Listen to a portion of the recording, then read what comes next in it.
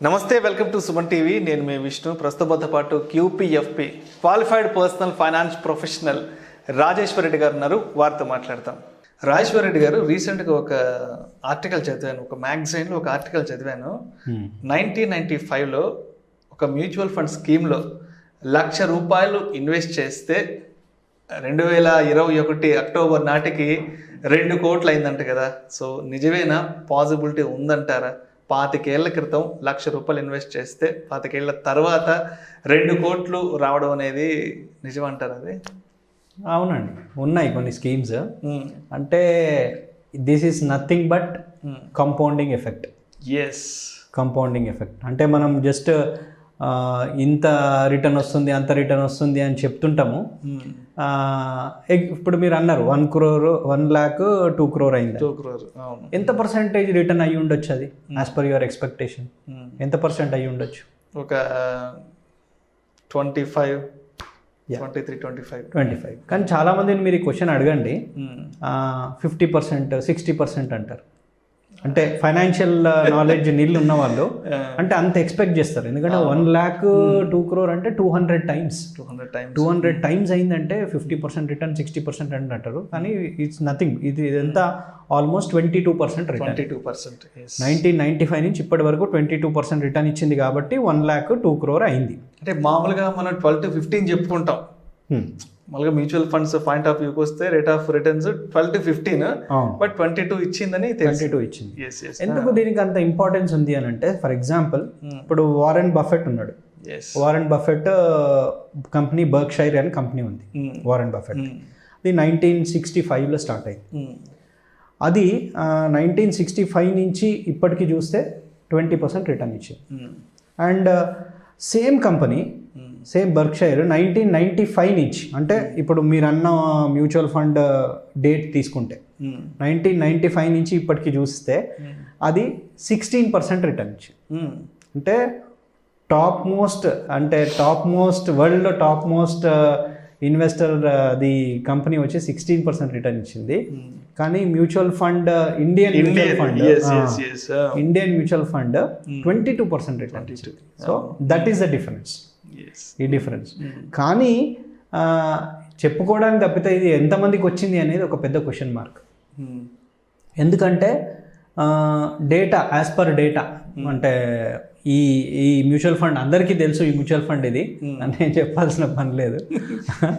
So ఈ data తీస్తే ఏం జరిగింది అని అంటే 99% ఇన్వెస్టర్స్ లేరు. అంటే 1995 నుంచి ఇప్పటికీ ఈ రిటర్న్ ని చూసిన వాళ్ళు less than 1% ఉన్నారు. మధ్యలోనే ఎగ్జిట్ అయిపోయారు. సో నేను ఇప్పుడు ఈరోజు మీకు ఒక ఫండ్ చెప్పి ఇక్కడి నుంచి 20 years ఇన్వెస్ట్ చేయండి, ఇంత వస్తుంది అని చెప్పేస్తే మీరు ఇన్వెస్ట్ చేసిన రోజు ఇన్వెస్ట్ చేస్తారు. కానీ ఈ జర్నీలో బికాస్ ఆఫ్ డిఫరెంట్ న్యూస్ మీరు ఈ 20-25 years ఉంటారా లేదా అనేది that is a very big question mark. So example ఈ ఫండ్దే చూస్తే ఫస్ట్ 1 yearలో అంటే 95 నుంచి 96కి, 95లో స్టార్ట్ అయింది అనుకున్నాం కదా, 95 నుంచి 96కి ఇచ్చిన రిటర్న్ less than 10%, అరౌండ్ సే 8% 9% ఇచ్చింది. ఆ టైంలో 1995లో ఎఫ్డీస్ సమ్వేర్ అరౌండ్ 12%, 14% రిటర్న్ ఆ రేంజ్లో ఉంది. 15 వరకు ఉన్నాయి అనుకుంటా ఎఫ్డీ. అంటే సపోజ్ మనమే ఉన్నాం ఆ రోజు, నేను 1995లో మ్యూచువల్ ఫండ్లో ఇన్వెస్ట్ చేసి నాకు 9% రిటర్న్ వచ్చింది, ఎఫ్డీలోనేమో 14-15% రిటర్న్ వచ్చింది. నేను కంటిన్యూ చేస్తానా, ఎగ్జిట్ అవుతాను? డెఫినెట్గా ఎగ్జిట్. సో మనము ఈరోజు 1 lakh 2 crore అవుతుంది అన్నాం, కానీ మనకు ఆ కమిట్మెంట్ ఉండాలి. ఆ 25 years ఉండాలనే కమిట్మెంట్ ఉండాలి. పేషెన్స్ ఉండాలి. నెగటివ్ న్యూస్ని ఇగ్నోర్ చేయాలి. ఇలా ఈ పర్టికులర్ 26 years జర్నీలో ఈ ఫండ్కి చాలాసార్లు కరెక్షన్స్ వచ్చినాయి, చాలాసార్లు డౌన్ అయింది, ఎన్ఏవి డౌన్ అయింది, వాల్యూ డౌన్ అయిపోయింది. ఈ ఫస్ట్ ఇయరే కాకుండా ఆఫ్టర్ 6 years కూడా సేమ్ జరిగింది. ఆఫ్టర్ 6 years అంటే ఏంటి, 2000 ఇప్పుడు 95 నుంచి 2001-2 అప్పుడు డౌన్ వచ్చింది. మళ్ళీ 2007-8లో కూడా కరెక్షన్ వచ్చింది. మన రెసిషన్ వచ్చింది, సంక్షోభం వచ్చింది, అప్పుడు కరెక్షన్ వచ్చింది. ఒక్కొక్కసారి కరెక్షన్ వచ్చినప్పుడు 50-60% డౌన్ అయింది ఫండ్. సో అంటే ఇన్ని కరెక్షన్స్ని తట్టుకొని నేను స్టేబుల్గా కమిట్మెంట్గా ఉంటే నాకు అట్లాంటి రిటర్న్స్ ఇచ్చే ఫండ్స్ చాలా ఉన్నాయి. లాస్ట్ 20 years తీసుకుంటే ఆల్మోస్ట్ 20 funds వరకు ఉన్నాయి. లాస్ట్ 20 years హిస్టరీ తీస్తే మోర్ దెన్ 20% రిటర్న్ ఇచ్చిన ఫండ్స్. కానీ ఇన్వెస్టర్స్ ఎంతమంది ఉన్నారనేది పెద్ద క్వశ్చన్ మార్క్. సో ఆ కమిట్మెంట్ ఉండాలి అని అంటే మనము నెగటివ్ న్యూస్ని ఇగ్నోర్ చేస్తూ దీనికి ఒక గోల్కి లింక్ చేసుకుంటే, ఇంకో 20 yearsలో నేను రిటైర్ అవుతున్నా, నాకు ఇంత కావాలి అని చెప్పి దానికి స్టిక్ అయి ఉంటాయి. ఓన్లీ గోల్ మన మైండ్లో ఉండాలి. సో అలా ఉంటేనే ఈ రిటర్న్స్ పాసిబిలిటీ ఉంటుంది. అప్పటి వరకు చెప్పుకోవడం తప్పితే నాకు వచ్చింది అని చెప్పడానికి అంటే వచ్చింది అనే బదులు నాకు వచ్చింది అనే స్టేజ్కి నేను రావాలి అంటే we need to have that commitment. So మీరు ఇన్న న్యూస్ కరెక్ట్, చాలా ఫండ్స్ ఉన్నాయి. అండ్ ఇన్వెస్టర్స్కి రిక్వెస్ట్ చేసేది ఏంటి అంటే stick to your goals.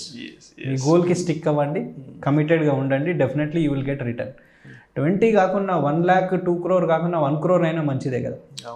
It's good amount. So 12-15% return వచ్చినా మంచిది. Thank you so much Rajeshwar Reddy గారు. ఇన్వెస్ట్మెంట్ చేయడం ఒక్కటే కాదు, దాని రిటర్న్స్ రావడానికి ఒక లాంగ్ టర్మ్లో వెయిట్ చేయాలి. సో దానికి కొంత పేషెన్స్ కూడా మన దగ్గర ఉండాలి అనే విషయాల గురించి ప్రేక్షకులకు చాలా డీటెయిల్గా మనము investor behaviour, investment return, investor behaviour అంటే ఇన్వెస్ట్మెంట్ రిటర్న్ ఇచ్చింది బట్ ఇన్వెస్టర్కి ఎంత రిటర్న్ ఇచ్చింది అనేది ఆ గ్యాప్ని ఫిల్ చేయాలి. ఈ గ్యాప్ని అంటే ఈ గ్యాప్ తక్కువ ఉండాలి. ఈ గ్యాప్ తక్కువ ఉండాలి అని అంటే మీకు మీరు నేనే ఇన్వెస్ట్ చేసేసుకుంటా, నేనే చూసుకుంటా అంటే కష్టము. ఇంకో థర్డ్ పర్సన్ ఉండాలి, ఇంకో ఫైనాన్షియల్ అడ్వైజర్ కంపల్సరీ మీతో ఉండాలి. ఎందుకంటే మిమ్మల్ని అప్పుడప్పుడు గైడ్ చేస్తూ ఎక్కడైనా మిస్టేక్స్ ఉంటే చెప్పడము. So that is very very important. Thank you sir, thank you so much. Compounding effect గురించి, అదేవిధంగా లాంగ్ టర్మ్లో వెయిట్ చేస్తే ఒక సర్టెన్ పీరియడ్ తర్వాత రిటర్న్స్ అనేవి ఏ విధంగా ఉంటాయి అనేది ఇవాళ ఈ సందర్భంగా తెలియజేశారు. Thank you so much sir. Thank you.